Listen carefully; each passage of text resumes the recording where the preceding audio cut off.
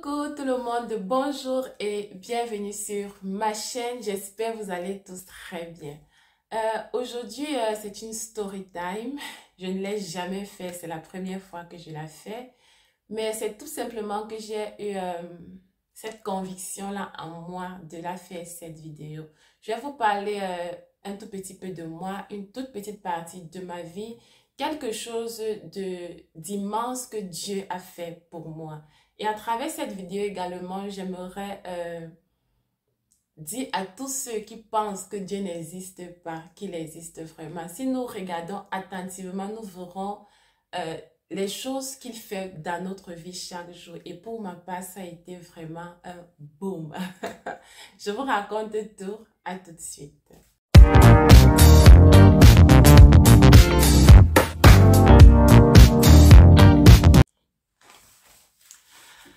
Alors, story time, story time.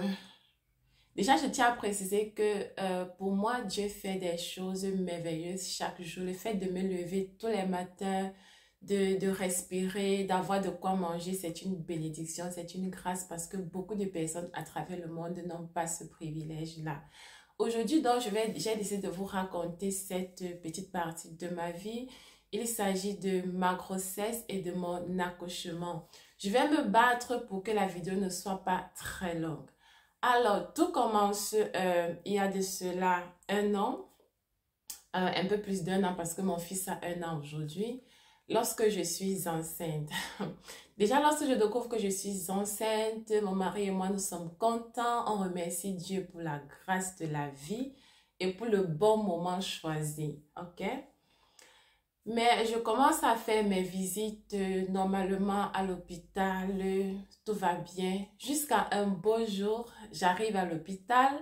Après la visite chez la gynécologue me pose une question. Elle me dit, Madame, est-ce que vous êtes venue à l'hôpital seule ou bien accompagnée? Je dis, je suis venue seule. Pourquoi? Il y a un problème.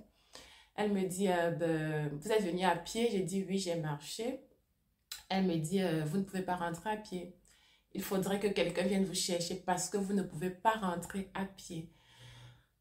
Et là, j'ai pris un coup de peur. J'ai eu très peur. Je me suis dit, mais qu'est-ce qui se passe? Je lui demande, mais qu'est-ce qui ne va pas? Elle me dit, non, tout va bien, ne vous inquiétez pas. Vous connaissez non, les mots des médecins là, juste pour nous calmer un peu parce qu'il est très important que la femme enceinte ne soit pas dans la peur, qu'elle soit positive au maximum. Elle me dit quand même que à partir de ce jour-là, il va falloir que je fasse très attention. Je ne dois plus faire d'efforts, je ne dois plus marcher. Je dois vraiment plus faire d'efforts, quoi. C'est là où ça commence. Et je commence à crier à l'aide, au secours, Seigneur, au secours. Déjà que depuis le début de ma grossesse, il m'a soutenue avec les nausées et autres. Je pense que je vous ai parlé de ça dans une vidéo. J'avais des nausées immense, je vomissais, je perdais énormément du poids. Ce jour-là, donc, j'appelle mon mari et le premier miracle, c'est que à chaque fois que j'avais un souci, mon mari était toujours à la maison. Il était toujours soit de repos, soit en congé. Donc, je l'appelle et puis il vient me chercher à l'hôpital. On rentre à la maison et ce jour-là, en fait, qu'est-ce qui s'est passé? Après l'examen gynécologique, on s'est rendu compte que j'avais ce qu'on appelle un placenta prévia. C'est quoi un placenta prévia? C'est juste lorsque le placenta se trouve après bébé. Normalement, le placenta doit se trouver avant bébé pour libérer la voie pour l'accouchement, mais la voie était carrément bloquée par le placenta. Donc, conclusion, je ne pouvais pas accoucher par voie basse, je devais accoucher par césarienne. Deuxième problème, j'avais un col court. Et quelles sont les conséquences du placenta prévia et du col court? C'est tout simplement que vous pouvez faire une fausse couche à tout moment. Parce que à chaque fois, vous avez des saignements et ces saignements-là peuvent vous faire perdre votre bébé, également même votre vie. Je suis dans un pays étranger, ma mère n'est pas là, je pense à elle, mes proches ne sont pas là. Je suis avec mon mari et ma belle-sœur qui m'a beaucoup soutenue également. Si tu passes par ici, je te salue. Coucou Audrey, qui m'ont soutenue énormément. Donc, c'est là où les problèmes commencent. Je rentre à la maison et je ne peux plus marcher comme d'habitude. Mais vous connaissez, dans les femmes africaines, nous sommes têtues. On veut qu'on peut cuisiner, il faut qu'on prépare, monsieur va rentrer manger quoi. Bref, je n'étais pas complètement au repos. J'essayais de faire le minimum pour préparer, pour que lorsque mon mari rentre au travail, qu'il trouve quand même à manger. Et lorsque je m'en vais à la prochaine, non, je n'étais même pas là à la prochaine visite, hein. Je pense quelques jours après, j'ai eu des saignements. J'étais assise sur le lit avec mon mari, on causait. Et ce jour-là encore, il était à la maison. Un autre miracle. Je sais pas, vous savez, lorsque vous êtes dans un pays étranger et que vous êtes enceinte, lorsque vous êtes seul, c'est très difficile. En Afrique, c'est un autre discours parce que vous avez l'aide de la famille. Mais lorsque vous êtes ici, c'est très difficile. Et je me suis demandé, mais s'il n'était pas là, qui allait m'amener à l'hôpital? C'est vrai, j'allais appeler les urgences, mais le temps que les urgences arrivent, quelque chose pouvait se passer. Mais il était toujours là lorsqu'il y avait un problème. Et ça, c'est la grâce de Dieu. C'est vraiment la grâce de Dieu. Donc, j'ai des saignements, on m'amène à l'hôpital, il m'amène à l'hôpital et là-bas, on me dit, je ne peux pas rentrer, on doit me garder en observation. Je pense que j'ai passé la nuit à l'hôpital, je suis rentrée le lendemain. Quelques jours après, j'ai encore eu des saignements, je suis retournée à l'hôpital. Cette fois-là, j'ai fait environ 2 ou 3 jours, je suis rentrée à la maison. Ensuite, j'ai encore eu des saignements, je suis retournée à l'hôpital. Je pense que c'était vers le 7e mois de grossesse. J'ai encore eu des saignements, je suis retournée à l'hôpital et cette fois-là, c'était la totale. Je ne pouvais plus rentrer. Donc, on m'a gardée à l'hôpital jusqu'à l'accouchement. Déjà, il y a un épisode que j'ai raté. Avant cela, après la deuxième séance, la deuxième épisode de saignement, on m'a interdit toute activité. Coucher, alité, sans rien faire. Je me levais, j'allais aux toilettes faire pipi et je retournais dans la chambre. Je ne faisais plus rien.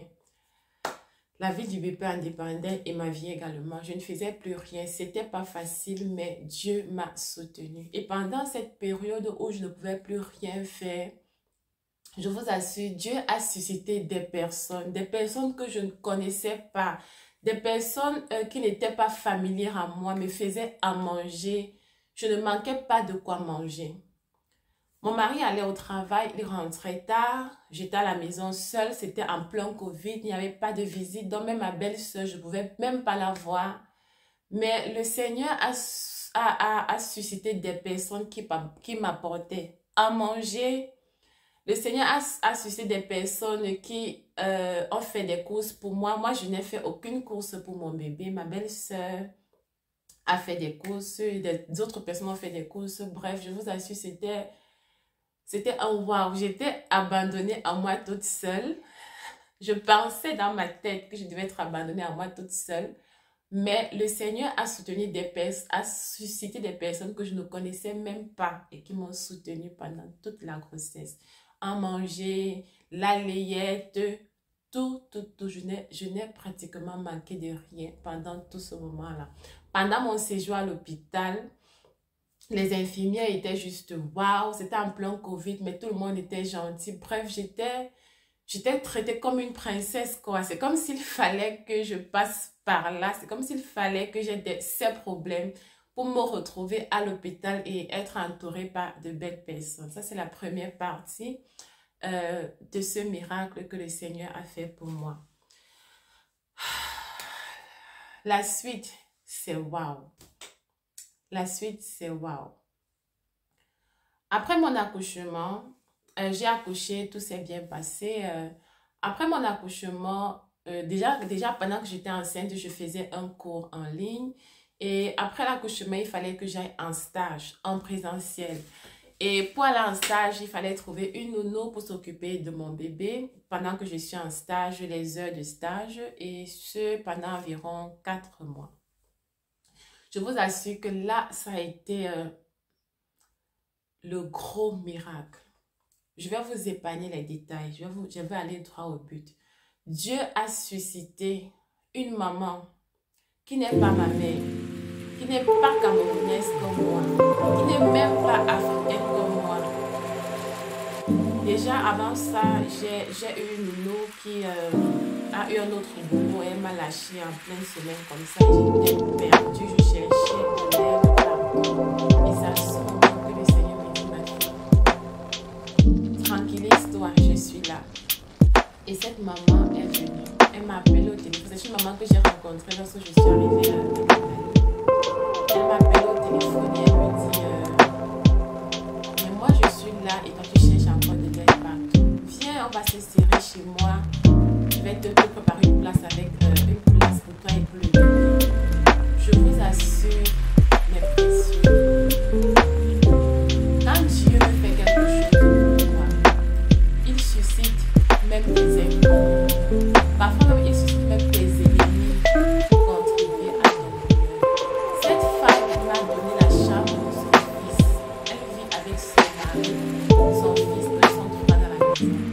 Elle m'a libéré la chambre de son fils. Son fils dormait au salon. Moi, je dormais dans la chambre au chaud avec bébé. Je me levais tous les matins, j'allais au stage et elle prenait soin de mon bébé. Elle le lavait, elle l'habillait. Elle le lavait, elle l'habillait, elle le nourrissait, elle préparait à manger. Elle faisait mon lit, elle lavait mes habits. Elle a fait...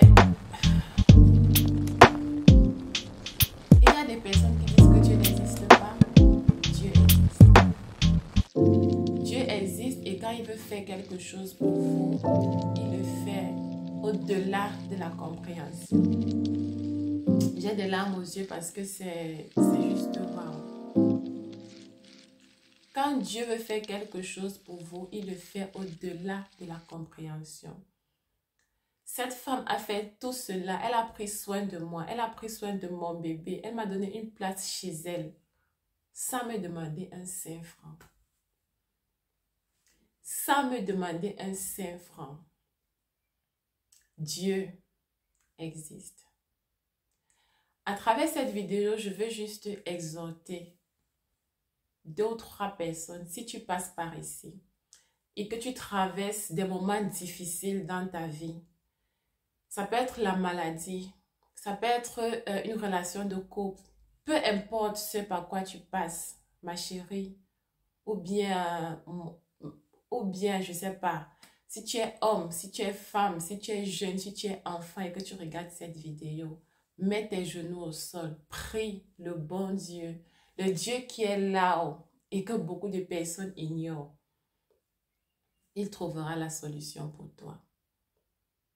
Moi, j'étais abandonnée, j'étais délaissée, mais il a tout fait pour moi.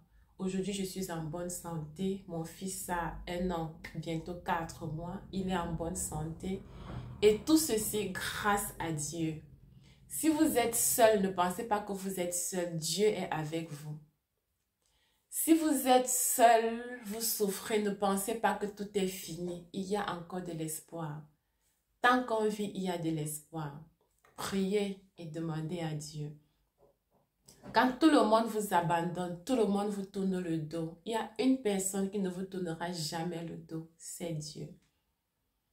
Ce n'est pas une prédication que je suis en train de faire, c'est juste un témoignage de ma vie, un témoignage de ce que le Très-Haut, le bon Dieu a fait pour moi. Et je pense que s'il a fait pour moi, moi je ne suis personne.